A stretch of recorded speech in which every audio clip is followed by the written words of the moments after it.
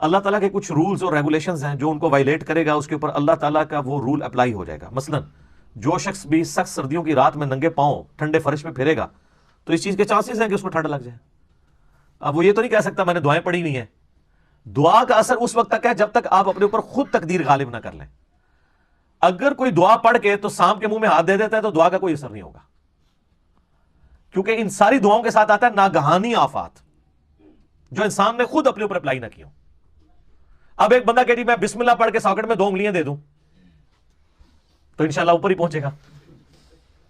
ہاں آپ کو کہانیاں کرائی گئی ہیں کہ حضرت خالد بن ولید نے بسم اللہ پڑھ کے زہر پی لیا تھا. یار آپ کی عقل کام کرتی ہے کہ خالد بن ولید رضی اللہ تعالیٰ عنہ اس طرح کی غیر شرعی حرکت کریں؟ صحیح بخاری کے اندر موجود ہے, ایک یہودیہ نے نبی علیہ السلام کی دعوت کی. ابو داؤد میں بھی بڑی ڈیٹیل کے ساتھ یہ واقعہ آتا ہے. اور اس نے آپ علیہ السلام کے کھانے میں بھونی ہوئی بکری جو کہ آپ کو پسند تھی اس کے اندر زہر ملا دیا. آپ علیہ السلام نے جب کھانا شروع کیا تو آپ کے ساتھ باقی صحابہ بھی تھے. تو جیسے ہی آپ نے لقمہ زبان پہ رکھا تو اس لقمے نے بول کے کہا کہ یا رسول اللہ مجھے آپ نے نہیں نگلنا, میرے اندر زہر ہے. تو آپ نے وہ تھوک دیا. لیکن اس دوران کئی صحابہ جنہوں نے ایک ایک لقمہ چکھ لیا تھا ان میں سے کئی صحابہ شہید ہو گئے اس زہر کی وجہ سے, اور اس کے قصاص میں اس عورت کو قتل بھی کروایا گیا. اس نے زہر دیا تھا. تو اسے پوچھا گیا بھی تم نے یہ کیوں کیا ہے؟ تو اس نے کہا کہ میں نے چیک کرنا تھا آپ اللہ کے رسول ہیں یا نہیں. اگر آپ اللہ کے رسول ہیں تو اللہ آپ کو بتا دے گا, اور اگر آپ اللہ کے رسول نہیں ہیں تو آپ سے ہماری جان چھوٹ جائے گی. خیر ایمان کی دولت پھر بھی نہیں ان کو نصیب ہوئی اس واقعے کے بعد بھی. جس طرح ہم یہاں لوگوں کو ان کے بزرگوں کی بابوں کی کفری عبارتیں بھی دکھا دیتے ہیں نا, پہلے تو بڑے وثوق سے کہہ رہے ہوتے ہیں کہ جی بالکل غلط ہے, جب دیکھ لیتے ہیں آپ کہتے ہیں آپ بتاؤ, پھر آنکھیں بند کر لیتے ہیں. تو یہ مینٹالٹی شروع سے.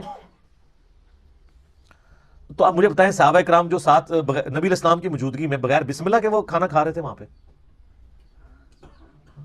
تو کیوں شہید ہو گئے؟ زہر کا اثر ہو جاتا ہے.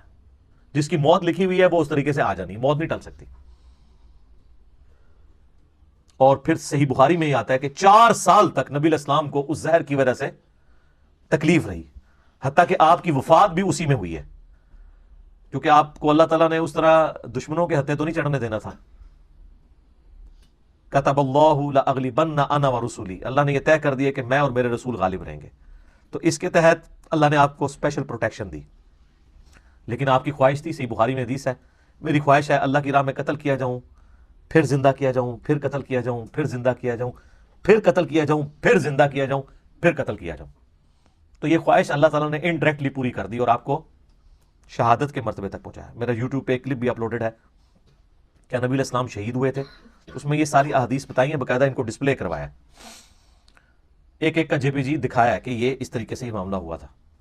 تو وہ زہر کا اثر واپس آیا. بخاری کے الفاظ ہیں, عائشہ کہتی ہیں کہ نبی علیہ السلام مجھے کہتے تھے کہ وہ غزوہ خیبر کے موقع پر جو میں نے گوشت کھایا تھا آج میری رگیں کاٹ رہا ہے, اور نبی علیہ السلام کو اللہ نے آنری طور پہ شہادت کے درجے کے اوپر فائز کیا.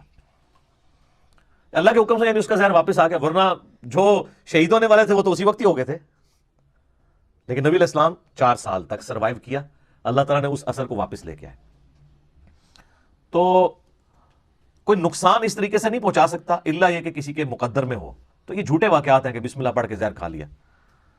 تقدیر کو جو اپنے اوپر غالب کرے گا اس کے اوپر کوئی وظیفہ اثر نہیں کرے گا, یہ ذہن میں رکھنا ہے. یہ ناگہانی آفات کے لیے ہوتا ہے, اور ناگہانی آفات بھی ادر دین موت, موت نہیں ٹلے گی.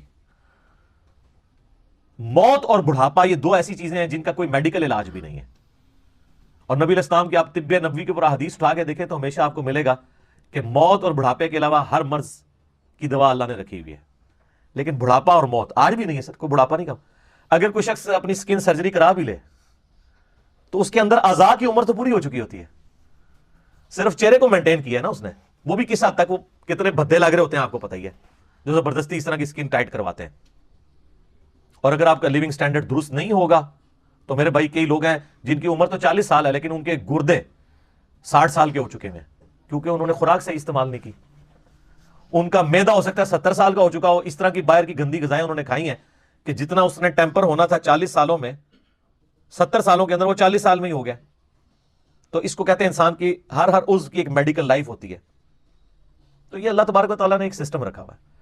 اور آپ دیکھیں کہ یہ لوگ کہتے ہیں بسم اللہ پڑھ کے زہر کھا لیا.